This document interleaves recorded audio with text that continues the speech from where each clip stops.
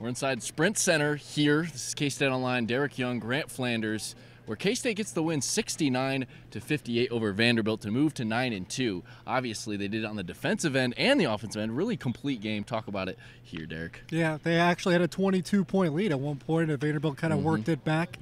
K-State, in the second half, their defense was very strong for the first 11 minutes or so. Vanderbilt did not make a field goal until 9 minutes and 41 seconds left in the game, so they really shut them down in the second half, but then Vanderbilt got going after they hit that dry spell, but K-State closed it out, hit their free throws thanks to Cam Stokes, and got a good performance from McCall as well. Yeah, and their defensive leader, Barry Brown, he surpasses Jacob Pullen on the all-time steals list for K-State with 211 steals. Check out what he had to say after that feat. Oh, it's great, man. You know, like he said, I wanted to come here and leave a legacy somehow, some way. Definitely with wins, and then also individual accomplishments. And I mean, I just credit my coaches and my teammates, my coaches especially, just for just put me in the right position, making me understand principles and defensive schemes and taking stuff away. And so with all that being put in over time, I was able to accomplish it. So obviously Barry Brown stepped up big time in this game. Another guy who stepped up, who you just talked about earlier, McCall, had a huge game. Talk about that. Yeah, he had 15 points.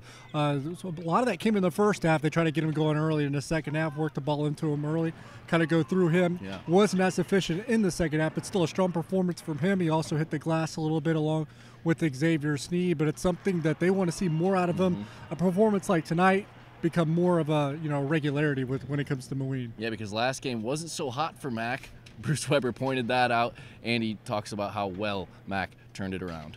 The other night against Southern Miss, Mac couldn't catch the ball, and to be honest, right? That's right. I mean, it's the truth. So, tonight did a much better job, much more focused, and I put the onus on the older guys. You got to help get everybody prepared and have the right mindset, and I thought we had a good mindset tonight to go and battle.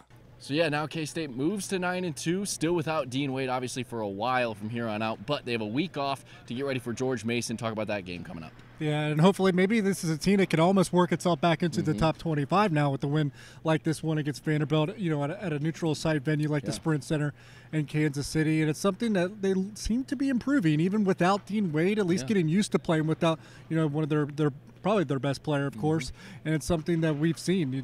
They bring the defense every performance, night in and night out, all of the season. That's the one thing that's carried over from each game. But tonight, I think we saw them start to shoot the ball a little bit better, even if it's away from Bramlage.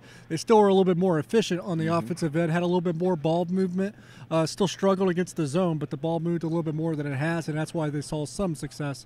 Kind of a poor shooting performance from Cam and X, but everyone else was, more on point tonight. K-State gets the win inside Sprint Center, 69-58 over Vanderbilt. He's Derek Young. I'm Grant Flanders for K-State Online.